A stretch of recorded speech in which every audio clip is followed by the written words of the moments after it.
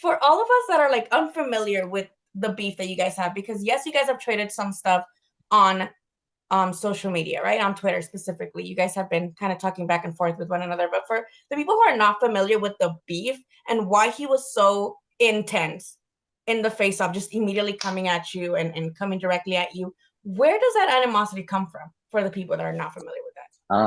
I don't know. He was with his people, so he had to be tough. He had to be tough, Tony, when he came out with his crew.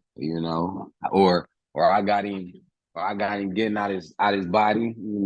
Might be a little nervous. The thing is that, you have defeated two undefeated guys back to back in your last two fights, but he's still kind of dismissive with you. And he says, Yeah. you don't like body shots. It's gonna be easy work for me. Why do you think Uh, he's so dismissive? oh, that's just the persona he got to put on. That's just what he got to tell the people. He got to do that. That's what he feel he got to do to boost himself up. Whatever. He got to do that for himself. I did listen to your appearance on Remy's Boxing Corner, and it seems like that kind of snowballed a lot of rehydration clause conversations. The president of the WBA then came out and was like, no, this was kind of just a mess up on my end. Now that time has passed, like, what do you think that was about? Because a lot of people are on Twitter like, yes, bullying works. Like, we bullied these guys, and now they're not going to have a rehydration class. But do you feel like it was a mistake by the WBA, or do you feel like Tank knew? Did he not know? There's just a lot of speculation with that. And that's just one of them situations. Like I wouldn't know. I don't know. But this one of them sports where they'll try to get in your head mentally and beat you mental. But I don't know what that was about. He seen me at the press conference and said, "Well, we solid. We gotta try to get him. We gotta try to restrict him some type of way." So I don't know. But do you feel like he knew? He say he didn't. He say he didn't, but we all know he good for trying to put fighters on rehydration clauses. A lot of people say that, especially with the Ryan Garcia fight.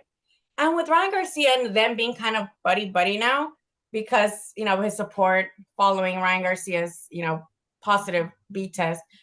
As someone who also fought somebody who then later tested positive for a banned substance with I believe it was Rivera, right? Michael Rivera, Hmm. the yeah, he popped positive for something after you fought him. Hmm. Now with Tank being like very vocal about defending Ryan Garcia's test, does that make you feel a certain way about that? Nah, nah, I ain't worried about it. Well, do you Whatever, feel like whatever. you're doing something? Because people uh, are like, oh, everybody's on something, or it doesn't really help. Are you like, I don't care if they're in it, with it, not with on it, I will still fight them. I mean, it's. I feel like it's like that's shitty. Like if people taking stuff, that's shitty for sure. But like whatever Rivera was on, it ain't help him. Do you feel like maybe then whatever Reingard was on didn't help him either? He was just gonna win regardless because of that left hook. I don't know. I feel like Derek a good coach. So it's just game planning and strategy is a little different. If he was on something, if he wasn't, I just think that Derek has good game plans for his fighters if they stick to him. So I definitely, Ryan is getting better. It's some things that people don't see that he's getting better at and stuff like that. But Derek is a good. He be having good game plans for his fighters. And speaking of Derek, because you guys are obviously stablemates, you and Ryan in a way, right? Because you both share that trainer. Does it piss you off that Yeah, he's picking Tank like openly, like out loud? He's telling everybody, "Yeah, Tank, man, he Frank," don't even though you're a trainer.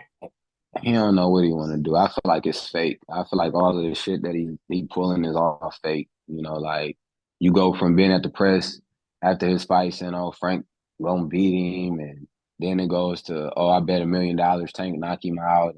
So I just feel like it's fake. Like you know, it it is what it is. He training. We got the same trainer. That's what it is. Another thing that I noticed that you brought up even in the press conference is that Tank is very, he's a Twitter fingers guy. He loves being on Twitter, and as someone I guess who I love being on Twitter, I get it. But when do you think it becomes a distraction? Like when do you think? I mean, he's literally talking shit to Clarissa Shields, which is a little excessive in my opinion, because like when you like this, it's a little strange. But to you, when do you feel like, okay, that's a little much that he's doing, and I think that I'm not even on his mind? See, I don't even think it's that, like people, it depends on how far he going, how actively, active he is with it. I feel like some days, you like even me, some days I get on the internet. I'm really not an internet guy, but sometimes I may get on there and get in my comments on Instagram and stuff. Lately I haven't been doing it at all. But sometimes I got time, some days I got time.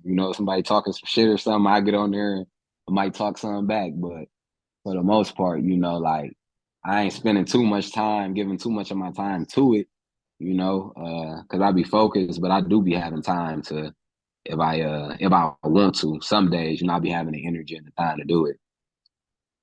But I With feel like with him, I feel like I don't know, I do believe he working hard on this end, but he still kind of like he sleep a little bit. I feel like everybody who telling him he gonna win, they got him on his high horse, so he working, but he too confident in himself right now. a lot of people are when asking me when I said that I would talk to you, we're asking about sparring Ryan. Have you sparred Ryan Garcia since you guys have been, stablemates Nah, a no, we while ain't now? never sparred. No, we Because ain't that's never sparred, but we interesting, could. especially after what he's been saying. Like, would you be We interested now? Absolutely, we never sparred, but we could. Your last two opponents, like we mentioned, were undefeated. Tank is undefeated. What do you think, is that thing that kind of you have that neutralizes the undefeated opponents that are coming up and saying, this is just another another fight for me? Really, ask me that question one more time. You had two undefeated guys back to back, Mm-hmm. right? So coming in with Tank being undefeated as well, what do you have? Like, what is in your artillery that a lot of guys don't see, or maybe don't, or maybe dismiss, right? Coming up as undefeated guys, that what do you have that kind of makes the other undefeated guys kind of get neutralized? My hunger, the game planning that I got with Derek, and then just me believing in me, me believing in myself. Like the thing about me, I don't give a damn if the world against me. Like I believe in me. So like as long as I got that mentality, I just feel like like I'm gonna come out on top. I put in all the work, so I just feel like it's just destined for me to come out on top. You have fought in like big cards before with like Showtime, um, and on all these cards, but at the same time, there's people who feel like this is a big stage for you, and Tank's used to the lights and the big stage. What do you say to those who may feel that you haven't been to that stage yet, and you might get maybe a little shy come fight night? Hey, like I say, I do good under pressure, but at the end of the day, every star that became a star and all that, they had to go through it. They had to go, and I just got to go out here and weather the storm. I don't believe the light's gonna do nothing to me. I feel like it's gonna motivate me more than anything. I feel like 1 second. Hold on, I'm sorry. No worries. Keep getting the call. Yeah, I feel like them lights gonna motivate me more than anything. It's just I don't know, it's just something inside of me. Like I just ain't going. Like I want it. You guys are fighting for the WBA title. Shakur Stevenson, right? He has a fight coming up against your previous opponent. If he beats Artem, is that some fight that you would just kind of want to go after because you guys have that same opponent in common, and you would kind of love to kind of highlight that? Or if you were to come out victorious, who would you like to fight? Yeah, I definitely would like to double back on that fight right there. But like I've been telling people, I just want to be locked in, focused on Tank. Like I don't want to I don't want to jump too far ahead. I'm locked in on him right now. Tank he. I think it's gonna get a little crazier come fight week. Yeah, I do too. How do you have you even you might be like you said really focused on training, but what do you feel like it's gonna take for you to not lose your cool if he's really, coming at you just as intensely as he did, the first press conference, because he was in your face. Yeah, I got him uncomfortable. He doing the most. He don't really do all that. But I feel like just being me, I'm chill. I can't that's what they want me to do. They want me to get out of my character. They want me to lose my head. So with me knowing that, it just they can't break me. They can't break my mental.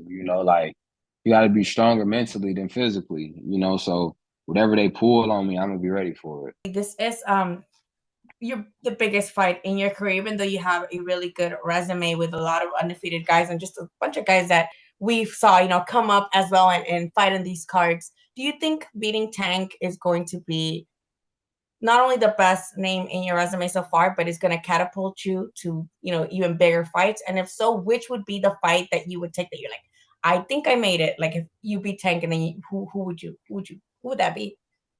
I mean, really, I feel like, it's still fights. It's always the fight's gonna go, but like And you're young. at our weight, Both. but at our weight class, he is the cylinder. Going out and beating him, that's the cylinder right there. Like far as a star, we ain't gonna say like I ain't saying like skill wise and all that, but far as a star, like that's the cylinder. He has other fights for sure at the weight class, but beating him is like everything. That's he the face. Like far as like he got the culture. He when you talk boxing, everybody know who he is. Like out of the other fighters, people know him, but not a lot of people. When you say his name, everybody know who that is. So beating him, I feel like is the top. It don't get no better than that.